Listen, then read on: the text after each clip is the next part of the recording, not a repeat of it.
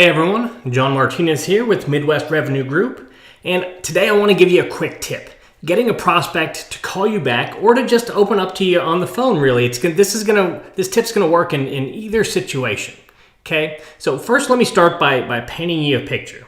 Okay, imagine this: you're at your office, at your desk, whatever. You're going through your database, new leads and old leads, and as you go through those old leads, you start to see some names, and as you're going through those names, you remember their stories. People that you talked with last week, last month, last year, and you start scrolling through the notes.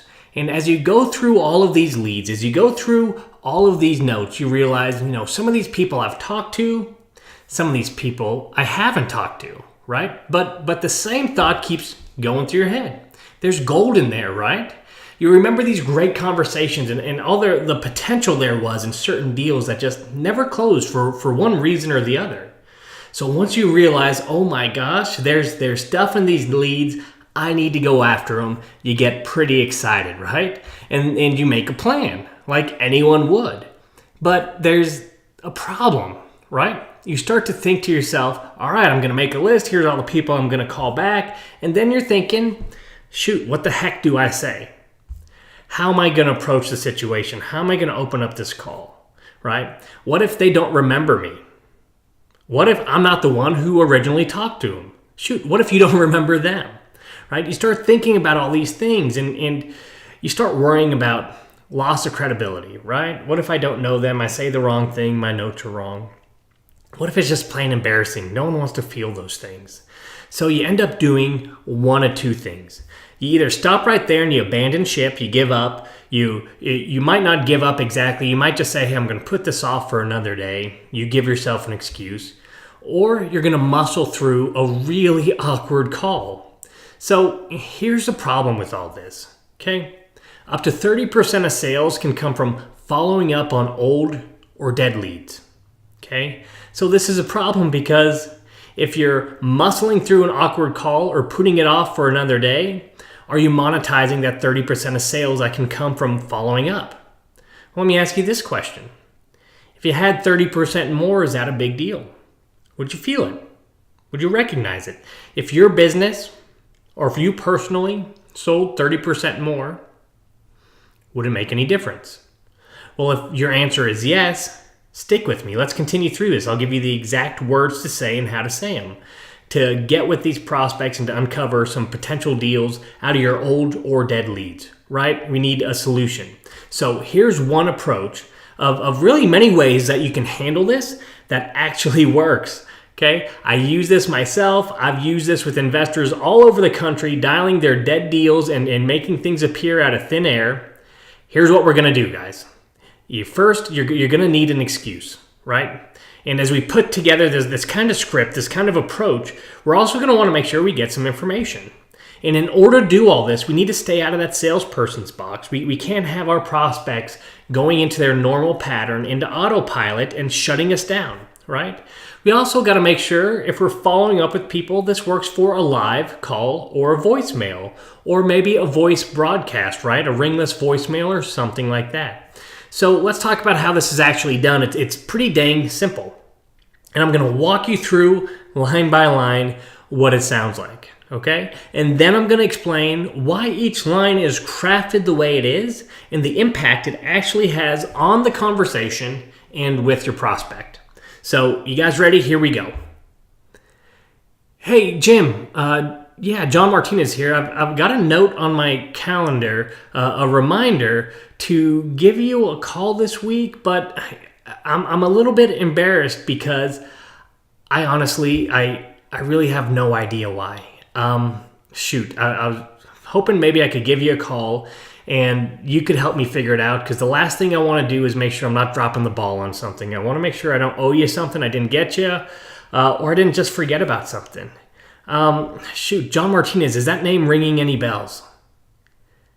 Okay, well, listen, I buy houses. Do you happen to have a house for sale?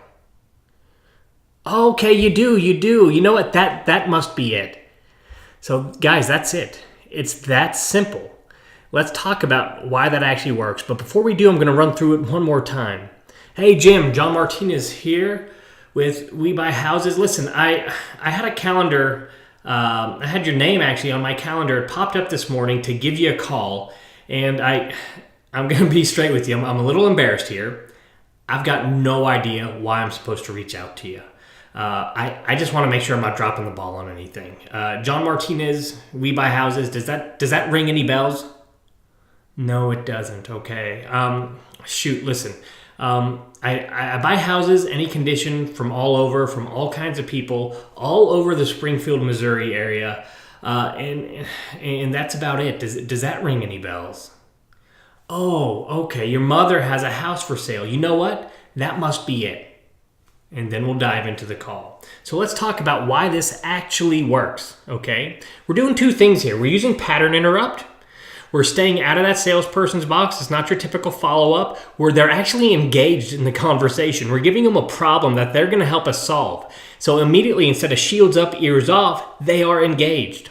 The other piece of this that makes it work so well is the empathy piece. You know, a lot of salespeople believe that garbage that, I got to be super, super confident and just overpower my prospects. That's a bunch of crap. Okay, you don't need to do that. Humans like to work with other humans, right? Be human. Have a little bit of embarrassment if you're in an embarrassing situation, right? When you do that, what your prospect will do is actually show empathy.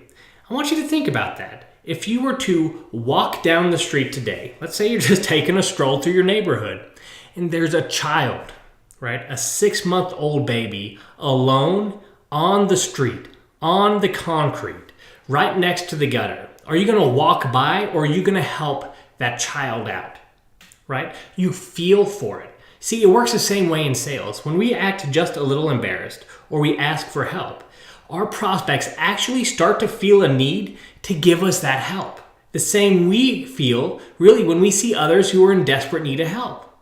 So it works, and it's massively, massively effective. Interrupt the pattern, engage them, and invite them to help you. Guys, it really is that simple.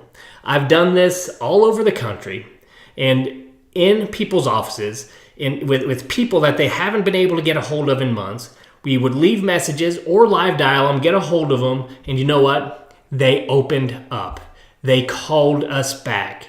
We got deals going. We actually made deals. We made money using this one simple approach to a very common problem.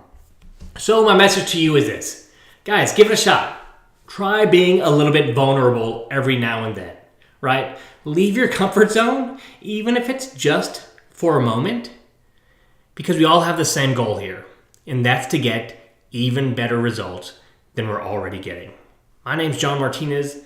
This is the 21-Day Sales Challenge. Have a great day, everyone.